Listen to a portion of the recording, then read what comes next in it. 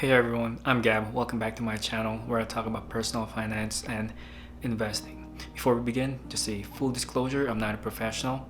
So if you're looking for one, I'm not your guy. I just do these videos for recreational purposes only. So let's begin. Today's topic will be having some type of balance.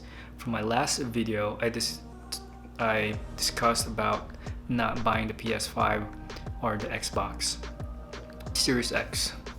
So that was my rule. Don't buy liabilities, instead buy assets such as stocks.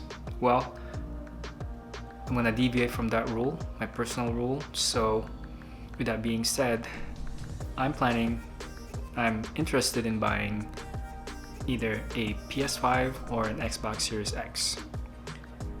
So we're gonna deviate from that rule because I need to reward myself, and you gotta have some type of balance. I've been investing a lot, working hard, saving money.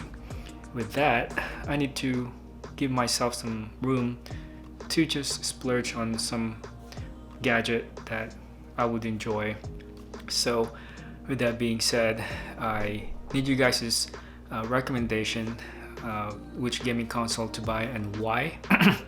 I've had both gaming consoles before in the past. I've had the Xbox, I've had the PlayStation, I played Call of Duty, I played Battlefield 3, I have played Metal Gear Solid, and I played Gran Turismo and Dirt rally games. So those are the type of games that I'm interested in playing, and yeah, I'm gonna deviate from that rule and I'm gonna spend $600 on a gaming console just to reward myself and make me happy, because why not?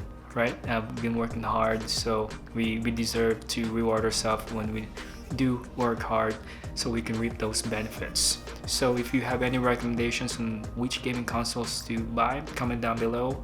I can't wait to read them, and I'll see you guys in the next video. Bye.